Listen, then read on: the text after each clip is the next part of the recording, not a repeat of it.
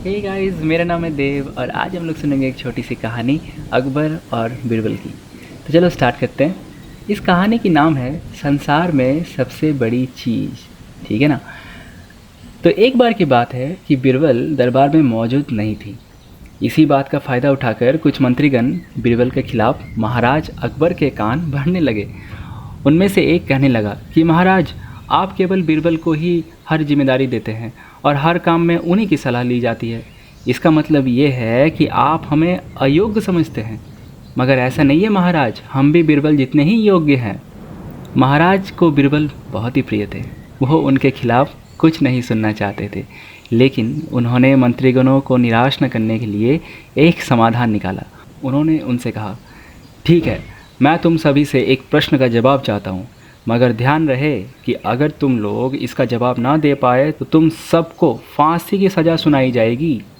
दरबारियों ने झिझक कर महाराज से कहा, ठीक है महाराज, हमें आपकी ये शर्त मंजूर है, लेकिन पहले आप प्रश्न तो पूछिए। महाराज ने कहा, ये बताओ कि दुनिया की सबसे बड़ी चीज़ क्या है। ये सवाल सुनकर सभी मंत्रीगण ने एक दूसरे का मुंह ताकने लगे। महाराज ने उनकी ये स्थिति देखकर कहा, याद रहे कि इस प्रश्न का उत्तर सटीक होना चाहिए।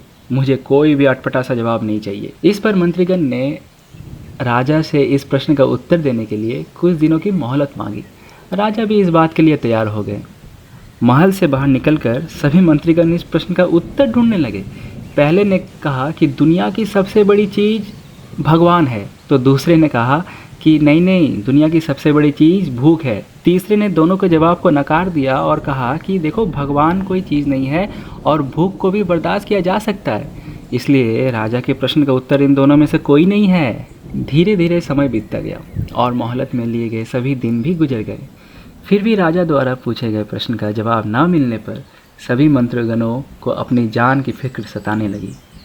कोई अन्य उपाय न मिलने पर वो सभी बीरबल के पास पहुँचे और उन्हें अपनी पूरी कहानी सुनाई। बीरबल पहले से ही इस बात से परिचित थे। उन्होंने उनसे कहा, ठीक है, मैं तुम्हारी जान बचा सकता हूँ, लेकिन तुम्हें वही करना होगा जैसा मैं कहूँ। सभी बीरबल की बात पर राजी हो गए। अगले ही दिन बीरबल ने एक पालकी का इंतजाम करवाया। उन्होंने 2 मंत्रीगणों को पालकी उठाने का काम दिया, तीसरे से अपना हुक्का पकड़वाया और चौथे से अपने जूते उठवाए एवं खुद पालकी में बैठ गए।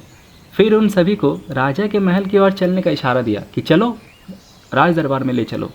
जब सभी बीरबल को लेकर दरबार में पहुँचे तो महाराज इस मंजर को देखकर हैरान हो गए। इससे पहले कि वो बीरबल से कुछ पूछते, बीरबल खुद ही राजा से बोले, हे महाराज, दुनिया की सबसे बड़ी चीज़ गरज होती है। अपनी गरज के कारण ही ये सब मेरी पालकी को उठाकर यहाँ तक ले आए हैं। बस फिर क्या था। ये सुनकर महाराज मुस्कुराए बिना ना रह सके और सभी मंत्रीगण शर्म के मारे से सिर झुकाकर खड़े रहे। तो गाइस, कहानी को करते हैं ख़त्म और जानते हैं इस कहानी से हम लोग क्या सीखते हैं। गाइस, इस कहानी से हम लोग ये सीखते हैं ना कि आस पड़ोस में, अगर हमारे आस पड़ोस में कोई भी टैलेंटेड बंदा है तो हमें उससे जेलसी फील या फिर जलन नहीं करना चाहिए, बल्कि उससे कुछ सीखना चाहिए और हमें भी उन जैसा बेहतर या फिर अच्छा बनने की कोशिश करनी चाहिए, है ना। Thank you guys for listening this. चलो मिलते हैं नेक्स्ट वीडियो पे, तब तक के लिए bye bye and take care.